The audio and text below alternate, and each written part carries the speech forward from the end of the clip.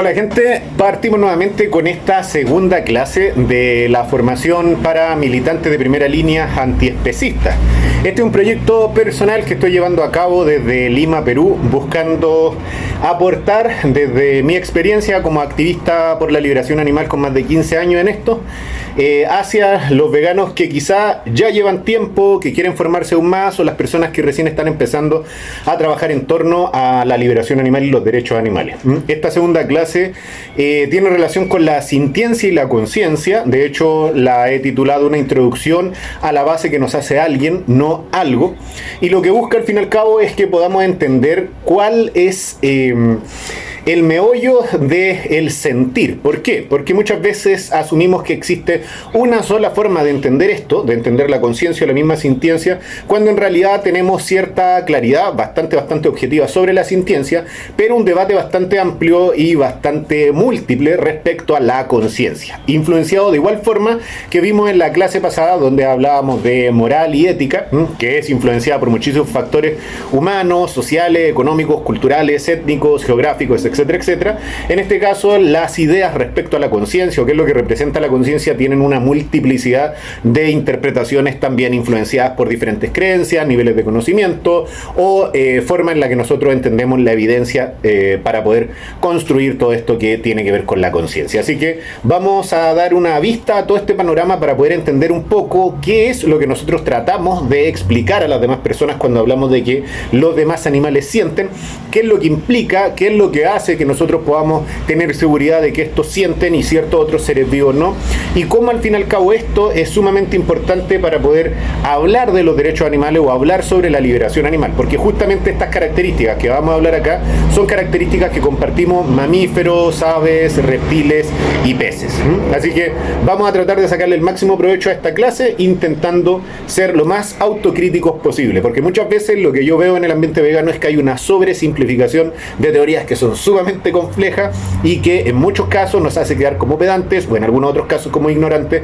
¿Por qué? Porque no tenemos un conocimiento a cabalidad de estos temas o no tenemos un conocimiento lo suficientemente profundo como para poder tener ese grado de confianza que tenemos muchas veces cuando hablamos de sintiencia y conciencia. Así que entendiendo que esto es un tipo de conocimiento o un área del conocimiento que queríamos manejar todas las personas que queremos influir en la moralidad de los demás y tratar de ampliar el círculo de consideración moral, incluyendo a los animales también como sujetos de derecho, vamos a proceder a desarrollar esta clase. Lo primero que tenemos que pensar es si está clara la definición de conciencia para todos. Y la verdad es que no, para nada. Existen muchísimas formas de entender la conciencia que están influenciadas por muchísimas cosas. Este diagrama que nosotros vemos acá es un diagrama sumamente interesante de Manu Ran, si no me equivoco, su apellido. De ahí les voy a dejar el link al video original donde él empieza a plantear ciertas cosas respecto a la conciencia y que tienen que ver con un proyecto de investigación sobre la conciencia y la sintiencia bastante particular que tiene este profesional. Pero aprovechando justamente esa clase que es sumamente interesante y que les recomiendo que también vean después de esta, vamos a hablar un poco sobre este problema de la definición de conciencia. Acá vemos, por ejemplo, que existen muchísimas cosas que tienen que ver justamente con la conciencia. Existen visiones más convencionales, otras visiones que son más empíricas, algunas visiones que son sumamente audaces y otras visiones que son netamente creativas. Podemos hablar del panpsiquismo, el biocentrismo, el espiritualismo, el misticismo o el sufismo. Tenemos ideas empíricas que hablan de neuronas naturales o artificiales, el monismo emergentista, el materialismo, el funcionalismo. Tenemos también ideas que están basadas en la vida biológica, basadas en el carbono o que tienen que ver con neuronas naturales, vibraciones en los microtúbulos de neuronas, que tiene que ver con las teorías cuánticas, el solipsismo, disculpen. Tenemos también el antropocentrismo moral, que está vinculado a las religiones, al teocentrismo. De hecho, hay ciertas ideas sobre la conciencia que hablan hasta de seres de otras dimensiones. Hay argumentos respecto a que esto es una simulación. Tenemos argumentos que están relacionados con la física cuántica o el multiverso, el platonismo de la sintiencia, el eliminativismo. tenemos un montón de formas de entender el tema de la conciencia y muchas son contradictorias en sí mismas. Hay otras que son netamente místicas, otras que son muy negacionistas de la evidencia actual, otras que no tienen nada que ver con el conocimiento, como pueden ser con las místicas, otras que son netamente especulativas. Por consecuencia tenemos muchísimo que ver respecto a el tema de la conciencia, y cada vez que nosotros intentamos hablar con alguien y le decimos que los animales son seres conscientes, podríamos estarnos encontrando con una interpretación bastante diferente a la que nosotros tenemos respecto a conciencia. Por eso es que es importante entender esta multiplicidad de formas de ver este problema y entender que también muchas veces nuestra forma de comunicar los derechos animales o la sintiencia animal y la consideración moral de ello se ve dificultada. ¿Por qué? Justamente porque existen muchísimas formas de entender esto que es la conciencia. Vamos a definir esto en 4 grupos principales. De hecho, esto está basado en la exposición de Manu, así que les recomiendo muchísimo que vayan donde está después de esta clase, ya que se expande bastante más. Esta primera parte. Lo demás es lo que nos muestra la síntesis evolutiva moderna. Pero bueno, podríamos definir, por ejemplo, en 4 grupos generales. Tenemos las teorías de la conciencia teológica, que sostienen que hay entidades o fuerzas divinas que pueden determinar nuestra realidad, conciencia o experiencias. Estas son las que más conocemos, de hecho son las que tienen que ver justo con las religiones. Y podríamos hablar con una de las más conocidas, de hecho que conocemos mucho nosotros los latinoamericanos, que es el antropocentrismo teísta, que tiene que ver con esta idea de que Dios nos creó a su imagen y semejanza, y que nos dio el derecho a señorear. ¿Por qué? Porque Él nos entregó cierta partícula de vida, que eso nos transformó en conscientes, después comimos del fruto del conocimiento, por consecuencia se expandió nuestra conciencia. Es una visión completamente distinta a la que, por ejemplo, tiene la ciencia moderna. Van a disculpar estos ruidos, pero acá a la gente le encanta andar con estos motitos que hacen un montón de ruido. Entonces, tenemos el antropocentrismo teísta, que de hecho hace que parezca que solo nosotros tenemos conciencia porque fuimos creados por Dios o por algún ser extraterrenal. Por consecuencia, todos los demás no tendrían conciencia, que eso es lo que sostiene muchísima gente, que si los animales se mueven, todos pueden tener sentimientos, pero conscientes no saben.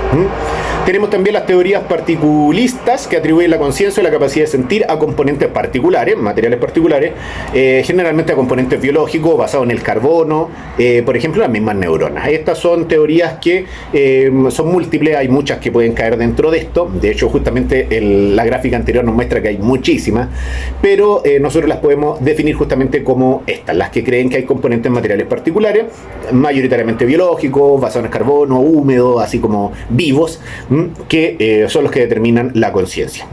También están las emergentistas, que son las que tienen mayor presencia dentro de la ciencia moderna, las cuales sostienen que partiendo de una base material, en este caso puede ser una base material orgánica, inorgánica, húmeda o no húmeda, puede ser de un ser vivo como nosotros, o puede ser de un ser artificial, como ocurre con las inteligencias artificiales, y es la que dice que justamente partiendo de una base material, la conciencia emerge si se dan ciertas condiciones. Esto podrían ser condiciones como las neuronas artificiales, el mismo monismo, el funcionalismo, las simulaciones de vida. Todas estas teorías están relacionadas justamente con las teorías de la conciencia emergentista. Por consecuencia, tenemos también otras. En este caso aquí entramos a las que sostienen que este fenómeno de la misma sintiencia o conciencia también se puede dar sobre seres que no sean orgánicos, no orgánicos, sino vida como la nuestra, animales, plantas, sino que también se podría dar en seres artificiales. Como ocurre, por ejemplo, en computadoras, inteligencias artificiales generales, como podría ocurrir con, qué sé yo, simulaciones computacionales, en donde si se dan ciertas condiciones, la conciencia emerge. Y justamente, ¿por qué? Porque se parte de una base material, orgánica o inorgánica, o en este caso, biológica o artificial. ¿Ya? Esa es la teoría que de hecho tiene mayor formalidad, la que tiene mayor sustento y la que tiene mayor coherencia con el conocimiento que tenemos a la fecha y al mismo tiempo con lo que intuimos con nuestra experiencia como seres sintientes. Y de ahí podríamos definir a una teoría que Manu llama las teorías Matrix, que al fin y al cabo son escépticas de la realidad. Sostienen que nada es lo que parece, poniendo en duda nuestra intuición respecto a la conciencia. Ahí podríamos hablar del platonismo de la sintiencia, la física cuántica, el eliminativismo, el panpsiquismo, el biocentrismo, el mismo sufismo, que es como una línea medio religiosa, que también sostiene ciertas cosas. Estos son los que al fin y al cabo dicen de que independiente de lo que nosotros podamos saber sobre la realidad, lo más probable es que todo esto tenga que ver con una simulación, que esto es completamente contraintuitivo y que técnicamente es muy difícil de poder entender. La verdad es que esto nos puede sonar bastante interesante yéndonos en la profunda, pero tenemos que ser claros, que es decir, la evidencia indica que es más probable que las teorías correctas sean las emergentistas. Por consecuencia, la idea es que nosotros entendamos que esto, de lo que estamos hablando, que es la conciencia, es un fenómeno que no está tan claramente definido por todas las personas y que obviamente, así como hemos visto acá y como vimos en la clase anterior respecto a ética y moral humana, pueden estar influenciadas por muchísimos factores, y aquí lo estamos viendo de que hay factores teológicos, hay factores místicos, hay factores biológicos, hay factores que tienen que ver con procesos, el conocimiento de ciertos procesos que nos hacen entender la conciencia de diferentes maneras. Por consecuencia, nuevamente, como ocurrió en la clase central, estamos simplificando muchísimo el grado de conocimiento que tenemos que tener para poder activar a favor de los animales, y estamos muchas veces transformándonos en personas que tienen un sesgo de autoconfianza demasiado grande, como ocurre muchísimo en la comunidad vegana, y un conocimiento bastante limitado de los temas que decimos representar o que pareciese que nos interesan. Y claro, hay personas que te podrán decir, no es necesario que para ser vegano tengas que aprender esto. Claro, estoy completamente de acuerdo, pero personalmente, yo creo que la idea de ser vegano es justamente poder reparar lo que no sabíamos. Cuando nosotros éramos especistas, cuando nosotros nos aprovechamos de esta supremacía humana y ejercíamos violencia por sobre los animales, explotación, cosificación, ejercíamos el derecho de propiedad por sobre ellos, lo mínimo que podíamos hacer era hacernos veganos desde el momento que entendíamos la problemática que estábamos financiando, fomentando y consumiendo. Pero cuando nosotros entendemos todo el daño que hemos hecho y la poca capacidad o la nula capacidad que tienen los animales para poder representarse y poder defenderse, lo mínimo que desde mi punto de vista, y esto yo lo digo desde un punto de vista muy particular, lo mínimo que podemos hacer es transformarnos en militantes. ¿Por qué? Porque le debemos una vida. Le debemos una vida en muchísimas formas de entender, que es decir, la misma civilización y el desarrollo de nuestra civilización está basado en trabajo no remunerado, animal. No solo la esclavitud humana fue la que sentó las bases de nuestro sistema económico, nuestra sociedad moderna, nuestra civilización, sino también el trabajo esclavo de millones de animales que han sido parte de la fuerza del trabajo, pero ni siquiera han sido reconocidos dentro de los análisis sociológicos. Es decir, los animales también son sujetos que han sido explotados a lo largo de siglos. Por consecuencia, yo lo que creo es que cuando nosotros entendemos esto, cuando nosotros nos damos cuenta que hemos hecho tanto daño, tenemos que si es que lo queremos, obviamente no es que estén obligados, tenemos que tratar de entender de que lo mínimo que deberíamos hacer es dedicar nuestra vida o una buena parte de nuestra vida a reparar todo este daño o a subsanar todo este daño o a cambiar las condiciones de esto. Por consecuencia, si es que tú quieres ser un activista y quieres solucionar esta problemática, no solo te puedes quedar conforme siendo vegano, porque vegano es alguien que cumple con la doctrina del veganismo, las cosas que no debería hacer y se acabó. Es decir, ya eres vegano, pero ser parte del movimiento de liberación animal conlleva que te tomes con la mayor seriedad del mundo el trabajo que vas a realizar, y eso implica estudiar en profundidad las temáticas que tú quieres utilizar en tu discurso o en tu apelación a la moral de otras personas. Entonces es importante que nosotros entendamos y ahondemos en estos temas para poder entender justamente de lo que estamos nosotros mismos hablando. Pero bueno, entendiendo de que sí existe cierta base científica y un entendimiento bastante acabado en la actualidad de lo que es la sintiencia, no en este caso la conciencia, vamos a hablar de qué nos dice la ciencia hoy sobre la sintiencia. Me está dando sed. Bueno, lo primero que tenemos que entender es que existe una enorme diversidad de características entre los seres vivos: tamaños, colores, formas, funciones, procesos, necesidades, etcétera, etcétera. Lo importante aquí es que debemos entender que las características que predominaron en estos seres vivos y que perduraron en el tiempo, en la misma especie, luego de miles de millones de años de evolución, son justamente las que resultaron ventajosas, las que daban beneficio para el copiado exitoso de los genes. Es decir, las características que eran útiles para la sobrevivencia. Si ustedes quieren entender en mayor profundidad todo este proceso, tienen que leer sobre la síntesis evolutiva moderna. De hecho, eso es justamente lo que nos explica todo este proceso en donde los animales van generando los seres vivos van desarrollando diferentes características que son ventajosas para el copiado de sus genes. Entonces, entendiendo esto, nosotros tenemos que entender de que sí existen diferencias entre los seres vivos. ¿Por qué? Porque los seres vivos no es que necesariamente para evolucionar necesiten de la sintiencia. De hecho, la evolución no necesitó de la sintiencia en sí misma para poder desarrollarse. Entonces, cuando nosotros pensamos en esto, estamos pensando de que existen organismos vivos que requieren cosas completamente distintas unos de otros para poder sostenerse y desarrollar, obviamente, de manera evolutiva, diferentes capacidades para poder satisfacer esas necesidades. Si nosotros queremos diferenciar a los dos grupos como centrales que nos podrían interesar de seres vivos en este tema, tendríamos que diferenciar a las plantas de los animales. Y vamos a hablar aquí de las características que realmente son relevantes en esta diferenciación. Las plantas primero son autótrofas y producen su propio alimento, por consecuencia no necesitan desplazarse para conseguirlo, no poseen sistema nervioso, que decir, eso es un hecho, no hay un sistema nervioso, ni sistema nervioso centralizado, ni sistema nervioso primitivo en la estructura de las plantas, y tampoco manifiestan conductas conscientes, justamente porque el poseer sistema nervioso es lo que nos permite manifestar conductas. Eso sí, tienen reacciones a estímulos, que los vamos a explicar más adelante, que no es igual a la manifestación de conductas conscientes. Por otro lado, tenemos a los animales que son heterótrofos. Eso quiere decir que deben conseguir alimento porque no lo producen por sí mismos. Y en este caso, para poder conseguir ese alimento necesitan desplazarse. Poseen un sistema nervioso a nivel objetivo, que si nosotros tenemos sistema nervioso centralizado, de hecho mamíferos, aves, reptiles y peces, poseen todos los sustratos neuroanatómicos y todos los sustratos neurofisiológicos necesarios para manifestar estados conscientes. Por consecuencia, esas características relacionadas con el sistema nervioso y la sintiencia las compartimos con la mayoría de las especies. Manifiestan conductas también los animales, es decir, sienten. Nosotros nos damos cuenta, de hecho a nivel observativo podemos notar fácilmente que los animales manifiestan conductas como miedo, dolor, placer, alegría y un montón de otras conductas que la mayoría de nosotros que convivimos con animales o que hemos tenido experiencias con animales sabemos que son completamente reales. Entonces, aquí pueden prestarse las cosas para la confusión. ¿Por qué? Porque nosotros podríamos decir, bueno, pero quizás existe otra forma de sentir, otra forma del sistema nervioso, otra forma más lenta de desplazarse, y desde nuestra visión antropocéntrica no podemos ver el mundo de las plantas. Claro, esto se puede ver influenciado muchísimo por el mundo del internet, donde muchísimas ideas que no tienen mucha validez científica se transforman en tremendas ideas porque justamente validan las creencias particulares.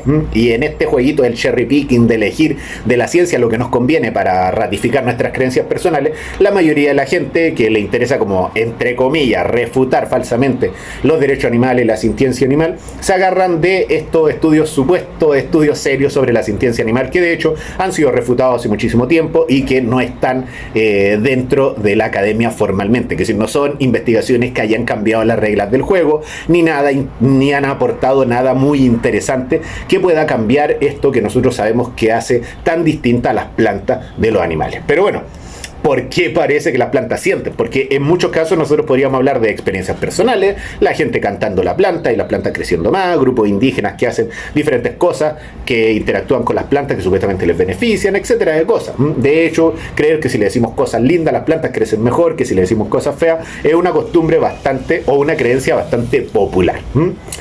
Bueno, veamos entonces por qué parece que las plantas sienten. Lo primero que tenemos que entender es que del hecho de que la forma en la que se comunican las neuronas de quienes tenemos conciencia, como mamíferos, aves, reptiles y peces, sea mediante potenciales de acción, no se desprende que todo potencial de acción implique la existencia de una conciencia. Ya, es completamente distinto. Pensar lo contrario es incurrir en la falacia formal conocida con el nombre de afirmación del consecuente. Yo les recomiendo muchísimo, gente, que estudien las falacias lógicas y al mismo tiempo los sesgos cognitivos, porque esto nos va a ayudar a poder identificar cómo nosotros muchas veces intuitivamente creemos que estamos teniendo grandes ideas o que estamos entendiendo algo de una manera muy muy buena, y en realidad lo que estamos haciendo es incurrir en una falacia lógica, una idea que puede parecer coherente pero que estructuralmente no es coherente. ¿Qué quiere decir esto? Que toda conciencia conocida hasta ahora ocurre mediante potenciales de acción, pero no todos los potenciales de acción dan lugar a la conciencia. Su funcionamiento es necesario, pero no suficiente. Un ejemplo bastante práctico aquí son, por ejemplo, nuestros ojos.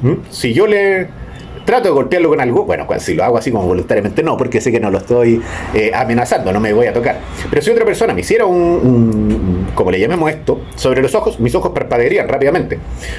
De hecho, eso también lo podemos ver en cosas que reaccionan sin necesidad que lo pensemos en nuestro organismo. Pero quedémonos con los ojos. Nosotros podemos decir de que hasta el mínimo estímulo el ojo se cierra sin necesidad de que nosotros procesemos o que debamos tener una conducta, que si no es que sea una conducta el cerrar el ojo, es solo una respuesta, es un potencial de acción generado justamente por un estímulo. Las plantas también tienen esta característica, tienen la capacidad de poder reaccionar a ciertos estímulos, pero eso no quiere decir de que porque compartamos esa característica compartimos todas las demás características. Es decir, sería absurdo creer de que porque esa característica la tienen, nosotros también tenemos clorofila, por ejemplo. Eso sería estirar la similitud hasta un punto absurdo. Claro, nos vemos parecidos en ese aspecto, reaccionamos a estímulos. La diferencia es que la respuesta a estímulos que nosotros tenemos es una respuesta muchísimo más compleja que depende también de la construcción de un mapa mental que solo es posible cuando nosotros tenemos sistema nervioso centralizado y cerebro, y eso es lo que tenemos que aprender a diferenciar. Las plantas parece que sienten porque tienen respuestas muy similares a las que nosotros tenemos, pero esas respuestas no necesariamente requieren de conciencia, y en nuestro caso, como recorrimos el entorno y tratamos de recorrerlo de la manera más ventajosa para no tener problemas, para alcanzar nuestro alimento, para poder controlar o satisfacer nuestras necesidades, en nuestro caso justamente la sintiencia es algo necesario. Las plantas no necesitan estar sufriendo o estar disfrutando de su experiencia. ¿Por qué? Porque justamente no es beneficioso para la satisfacción de sus necesidades. No tendría ningún sentido, por ejemplo, que una planta sufra y no tenga la capacidad de poder huir del sufrimiento. De hecho, nosotros sufrimos justamente como un indicador. Nosotros, cuando sufrimos respecto a algo, nosotros nos vamos de ese lugar. Por ejemplo, si yo estoy poniendo la mano cerca del fuego, el calor, que ya empieza a generar dolor en mi mano, me obliga automáticamente a sacarla. Por consecuencia, yo, en base a lo que siento, puedo interpretar que algo malo está pasando y generar una conducta, sacar esto. ¡Ay, me dolió! No lo voy a volver a hacer. Generar un procesamiento, tener una experiencia muchísimo más compleja que la que tiene una planta, que claro, responde también a estímulos, pero no tiene ningún sentido sentir dolor y no poder alejarse del dolor. Esto es como si fuera un elemento que nos permite guiarnos en el entorno de manera ventajosa. Entonces, ¿cómo nosotros podríamos definir realmente el sentir? El sentir es recibir, almacenar, relacionar y actualizar datos del entorno y del propio cuerpo.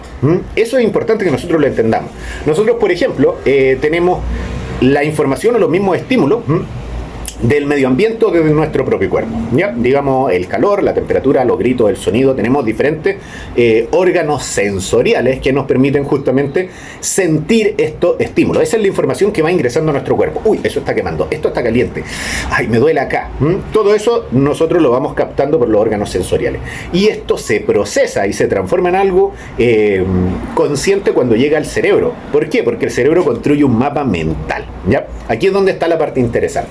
Nosotros, por ejemplo, tenemos necesidades, y estas necesidades justamente tienen que ver con un desequilibrio en la homeostasis. Digamos que tenemos hambre. Han bajado nuestras reservas de glucógeno, nos están faltando calorías, no tenemos suficientes unidades de energía. Por consecuencia, nuestro cuerpo nos dice hambre, duele el estómago, se produce todo este fenómeno.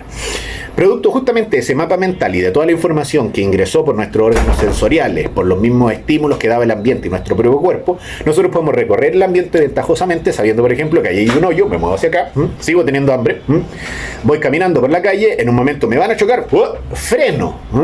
Puedo tomar la decisión, de hecho, de priorizar una sensación o algo que yo quiero hacer, un deseo, el motor de esta misma conducta, la puedo priorizar y elegir otra cosa. Venía con hambre, sentí que me iban a chocar, me muevo hacia atrás. En ese momento yo estoy recorriendo el ambiente de manera ventajosa. ¿Para qué? Para que después de que pase ese auto, yo llegue a mi casa, cocine mi comida, con el cuidado de no quemarme, justamente porque estoy recibiendo estímulos en los órganos sensoriales que me permiten saber qué debería tocar y qué no debería tocar. Y gracias a ese mapa mental ya puedo, obviamente, alimentarme. Entonces puedo recorrer ventajosamente el ambiente sin necesidad de, por ejemplo, morirme. ¿Por qué? Porque sería bastante absurdo que nosotros andemos, por por ejemplo, con una cuchara tratando de comer cualquier cosa y de pura suerte esto nos sirvió. No, nosotros gracias a los estímulos que hay, que son captados por nuestros órganos sensoriales y el cerebro que procesa esta información construyendo un mapa mental, un aprendizaje, una experiencia, es decir, todo esto que nosotros vamos teniendo nos va transformando en alguien que puede vivir en el mundo, es justamente lo que nos permite la sintiencia. La sintiencia al fin y al cabo nos permite, como seres heterótrofos que necesitan moverse para buscar su alimento, recorrer el territorio de manera ventajosa y conseguir justamente la satisfacción de estas necesidades. Esto no es algo que necesita hacer una planta. Las plantas, al ser autótrofas, no necesitan recorrer el territorio alejándose del daño y cosas por el estilo ventajosamente, no necesitan recorrer el territorio ventajosamente para satisfacer sus necesidades. Por consecuencia, la vida de una planta no requiere de la sintiencia. Y nosotros habíamos visto de que las características que perduran en el tiempo, eso lo vimos al principio de esta presentación, nosotros dijimos, acá está, lo importante a entender es que las características que predominan y perduran en las especies luego de miles de millones de años de evolución son las que resultaron ventajosas para el copiado exitoso de los genes o, en otra forma de decirlo, útiles para la sobrevivencia. ¿Ya? Entonces hay una forma bastante de entender el por qué las plantas no sienten y nosotros sí. Justamente porque las plantas no necesitan sentir para recorrer el ambiente de manera ventajosa y sobrevivir, y nosotros sí. Ellas son autótrofas, nosotros somos heterótrofos. ¿Ya? Pero para eso igual lean sobre síntesis evolutiva moderna y entiendan justamente cómo se fueron desarrollando todas estas características.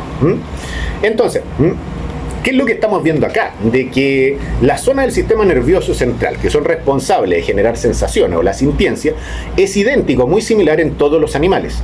Todos experimentamos emociones, tenemos interés y voluntad propia. Por eso, a diferencia de minerales o vegetales, somos sujetos, no somos objetos.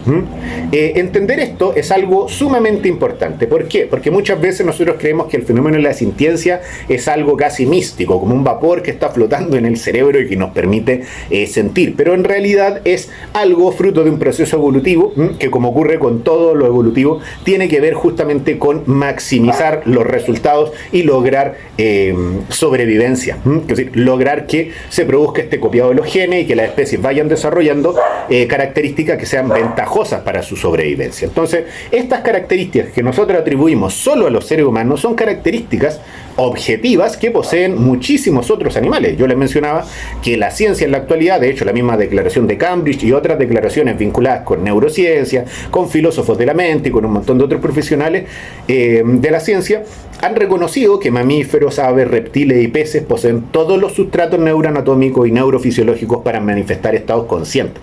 Entonces, independiente de los grados de inteligencia que haya, que de hecho el mismo Darwin en su libro La evolución de las especies nos explica que estas diferencias son de grado, no de fondo. Nosotros podríamos decir que quizá un perro no tiene una conciencia tan compleja del mundo como la tenemos nosotros, o un mono, o un ave, un lagarto, o un tiburón, o un pez. Claro, es verdad, pero justamente la sintiencia a ellos les permite recorrer el ambiente de manera ventajosa y tener experiencias conscientes, que son positivas o son útiles para sus propias necesidades. Es decir, las necesidades que nosotros tenemos son diferentes a las necesidades de otros seres, pero en este caso mamíferos, aves, reptiles y peces comparten esta característica que los dota de la capacidad de sentir. Y el sentir es justamente un conjunto de experiencias sumamente amplias que no solo tienen que ver con el dolor y el placer, sino con un montón de cosas que al fin y al cabo son importantes para quien las está viviendo. Es decir, podemos hablar de sentir en un sentido corporal, de que nos duela algo, que nos queme algo, que nos arda algo. Podemos sentir en un sentido emocional, podríamos decir que esto nos da pena, que nos sentimos solos, que extrañamos a alguien. Podríamos sentir en un sentido, qué sé yo, empático. Yo puedo, desde la capacidad que me dan mis neuronas de espejo de sentir lo que sienten otros y la capacidad de abstraerme y entender justamente algo que necesariamente no esté viviendo, yo puedo sentir pena por el sufrimiento que está viviendo otro ser. Y esas cosas, esas emociones, esas interacciones sociales o esa vida emocional, la compartimos con todos estos seres en diferente grado, no en el fondo. Entonces, cuando nosotros decimos, por ejemplo, de que bueno, y esto del grado también ocurre en los seres humanos. Un bebé, un neonato, no tiene un grado de conciencia de la realidad tan desarrollado como lo tenemos, por ejemplo, los adultos neurotípicos. Y esto justamente ocurre, ¿por qué? Porque, no estoy hablando de jerarquía, por si acaso. Esto ocurre ¿por qué? Porque justamente son características diferentes, son necesidades diferentes, son especies que tienen necesidades completamente diferentes.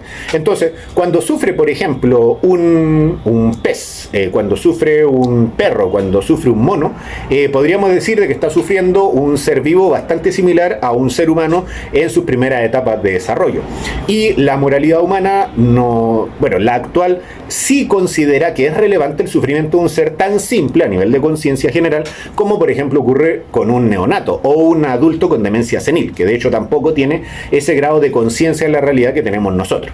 Entonces, subestimar o menospreciar el sufrimiento que está teniendo un animal, que puede ser mucho más sencillo en el sentido abstracto, como nosotros lo vemos, solo porque mucho más sencillo sería igual de arbitrario que desconsiderar a un bebé cuando está llorando. Nosotros entendemos que el sufrimiento es una experiencia negativa para todos quienes la sufren, y independiente del grado de inteligencia es algo que nadie quiere vivir. Es decir, el sufrimiento es justamente algo que no nos gusta, a diferencia del placer o las experiencias positivas. Entonces, tener la capacidad de entender que estos son sujetos y no objetos nos permite definir correctamente nos permite definirlos correctamente, que es tener la capacidad de identificar qué nos hace un sujeto, un ser que siente, nos permite definir claramente qué es un sujeto de un objeto, y esto nos ayuda a tomar decisiones morales basadas en evidencia. Y aquí es donde hay algo bien interesante. Cuando nosotros hablamos de tal conocimiento basado en evidencia, tendríamos que reconocer de que la evidencia muchas veces es mucho más amplia que el área de conocimiento que queremos desarrollar. Digamos, por ejemplo, nutrición basada en evidencia.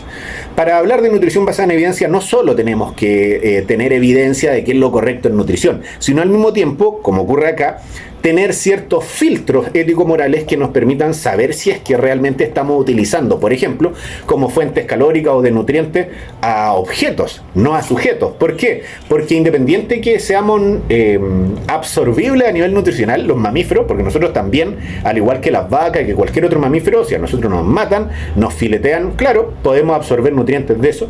El tema es que nosotros como sujetos tenemos un valor, tenemos, de hecho, si es que vamos a lo básico, no queremos morir, es decir, no queremos vivir esa experiencia, y de hecho, si es que alguien nos obligara a morir para comer, ¿no?, sería justamente supeditar nuestros propios intereses por los intereses ajenos, no estaríamos siendo explotados.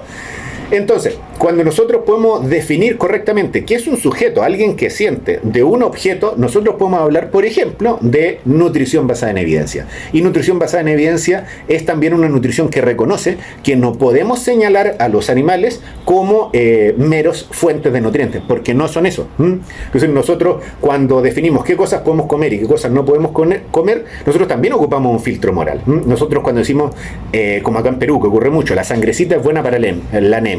Perfecto, ¿desangraré a una persona? No, para nada, no. ¿Cómo se te ocurre?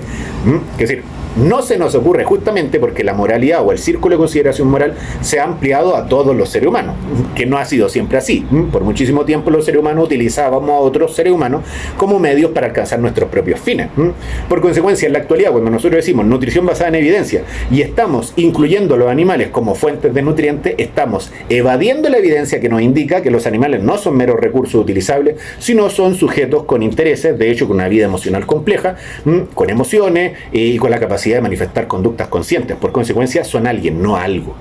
Entonces, ahí es donde la capacidad de poder definir correctamente quién es alguien y quiénes son algo, y el por qué es irrefutable que son alguien, nos va a ayudar a nosotros como activistas o militantes antiespecistas a poder decir con autoridad que no podemos utilizar a los animales como meros recursos. ¿Por qué? Porque sus características neurobiológicas y neurofisiológicas los hacen justamente, al igual que nosotros, seres poseedores de conciencia y con la capacidad de sentir. Entonces, toda nuestra moralidad humana, que al fin y al cabo valora todas estas experiencias que nosotros tenemos, el sufrimiento, el bienestar, y que intenta maximizar el bienestar y disminuir el sufrimiento, porque así es como funciona la moralidad humana en la actualidad, que es decir, intentamos ser lo más buenos moralmente con todos los seres humanos posible.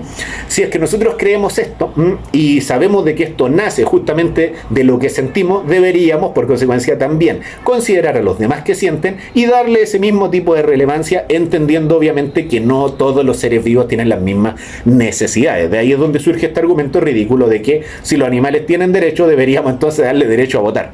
No, no tiene nada que ver así. Así como todos los animales tenemos características que nos hacen únicos y especiales, también tenemos necesidades que son únicas y especiales. animales. Y en este caso, la vaca o el chancho o el cordero no tiene ninguna necesidad de votar, pero sí, por ejemplo, tienen la necesidad de ser tratado como un sujeto digno de respeto. O como alguien, no como algo. Entonces, definir correctamente a sujetos de objetos nos ayuda a tomar decisiones morales basadas en evidencia, y al mismo tiempo nos permite poder explicar la idea de la liberación animal desde una base muchísimo más sólida, porque la mayoría de las veces se nos atribuye el sentimentalismo o la supuesta idea de humanizar a los animales como la base teórica que fundamenta a los derechos animales o al veganismo o al movimiento de liberación animal, cuando en realidad no. Nosotros podríamos partir desde la misma filosofía moral clásica. De hecho, lo hemos visto en la clase anterior, filósofos morales clásicos vienen hablando de la problemática animal, de su sintiencia, de qué cosa es moralmente relevante para tomar decisiones que los involucren, y en este caso aquí tenemos una de las características más relevantes para considerarlos dignos de respeto, que es su sintiencia, su capacidad de poder comprender y entender lo que le entrega el entorno o su propio cuerpo, por medio de qué, del cerebro, que les permite tener una representación mental del entorno para poder recorrerlo ventajosamente y al mismo tiempo tener experiencias que pueden ser placenteras o displacenteras, experiencias que son positivas para ese ser o experiencias que son negativas. Entonces, si nosotros tratamos siempre de evitar las negativas porque consideramos que es valioso el sufrimiento que sentimos y que debería ser rechazado el que otros nos utilicen como medios para sus fines, justamente porque eso nos hace sufrir, lo más coherente es que tratemos de aplicar este mismo criterio sobre otros seres que comparten esas mismas características con nosotros, como el sufrir y el disfrutar de sus propias experiencias. ¿Ya? Espero que esta clase haya sido lo suficientemente clara. Sé que este es un tema un tantito complejo. Si tienen dudas sobre esto lo podemos ampliar muchísimo, pero he querido tratar de hacerlo de la manera más didáctica y más sencilla posible. ¿Por qué? Porque este tema lo que nos debería animar es a investigar muchísimo más, a entender un poco más la complejidad de estos temas y entender que al fin y al cabo tenemos que estudiar bastante para poder hacer lo que nosotros queremos hacer, que es cambiar las bases de la civilización humana. Entonces, si esa es la meta que nosotros tenemos y muchas veces nos frustramos como activistas porque la gente no entiende, también tenemos que ser autocríticos, gente. Dentro del movimiento vegano está lleno de ignorancia y una actitud reticente a estudiar ciencias de manera más formal. Y esto no es algo que nos beneficia. Nosotros necesitamos estudiar filosofía de manera profunda, filosofía moral principalmente. Debemos también entender las teorías respecto a la conciencia y deberíamos manejar bastante bien la síntesis evolutiva moderna y esto que es la descripción de la sintiencia. ¿Para qué? Para poder mostrar a cualquier persona, independiente de su creencia, cultura, etcétera, etcétera, que hay argumentos bastante de peso para respetar a los animales y que estos se condicen justamente con cómo ha ido evolucionando nuestra moral, que en la actualidad respeta o intenta respetar la mayoría de los sentimientos humanos. ¿Ya? Entonces, espero que esta clase le haya servido a bastante gente, principalmente para autocuestionarse el nivel de formación que muchas veces nosotros nos exigimos como activistas por los derechos animales y a tratar de tomar con un poco más de seriedad todo esto, creyéndonos el cuento que somos militantes, que estamos entregando una parte de nuestra vida a subsanar todo ese daño que hemos hecho, porque la mayoría de nosotros no hemos nacido veganos y el daño que le hemos hecho a este grupo específico de seres explotados que son los animales es un daño que se escapa del daño particular que nosotros le generamos, sino que es un daño generacional y que de hecho, por muy veganos que seamos y por mucho que entre comillas el movimiento esté creciendo, que yo eso no me lo creo, está creciendo el mercado más que el mismo movimiento de liberación animal, porque una cosa es que existan más consumidores de productos veganos y otra es que existan más personas trabajando por la liberación animal. Entonces, entendiendo que esta es la complejidad y el panorama en el que estamos, tomémonos en serio este trabajo, gente, y estudiemos. No hay conocimiento que al fin y al cabo nos venga mal. Esto nos va a ayudar muchas veces a tratar de ser mucho más preciso y tener la capacidad de sonar con autoridad o tener autoridad que nos otorga el conocimiento para poder hablar con las personas, para poder dirigir un poco esta argumentación de una manera mucho más clara y ganarnos el respeto muchas veces de intelectuales o personas que tienen una formación que los hace creer que ya entienden todo respecto a esto y que en muchos casos no están poniendo atención en cosas importantes que los deberían guiar para cambiar justamente la forma en la que se relacionan con los animales. Entonces, si ustedes empiezan a estudiar estas temáticas de manera profunda, tengan claridad que si conversan o debaten con cualquier profesional, van a tener una presentación sumamente digna de respeto y que va a ser valorada por muchísimas personas. Es imposible que una forma de argumentación convenza a todos, pero una forma forma de argumentación o un estilo de argumentación sumamente basado en evidencia siempre va a ser superior a la improvisación. Así que eso, gente, los veo en la próxima clase. Espero les haya gustado esta clase y todos los temas que ustedes quieran ampliar o indagar en nuestro grupo de Telegram. Si aún no se han unido a la formación de primera línea antiespecista, gente, simplemente me escriben por interno en cualquiera de mis redes sociales. Me van a encontrar como Edras Sepúlveda, Edras Crudo, o en mi trabajo como entrenador personal y entrenador de defensa personal callejera, Violento Coach. Así que eso, gente, me pueden escribir por ahí o ingresan directamente al grupo de Telegram que van a encontrar en la mayoría de mis redes sociales. Esto es una formación completamente gratuita y abierto a cualquier persona. Nos vemos, gente. Hasta el próximo video, el próximo domingo. Chao, chao.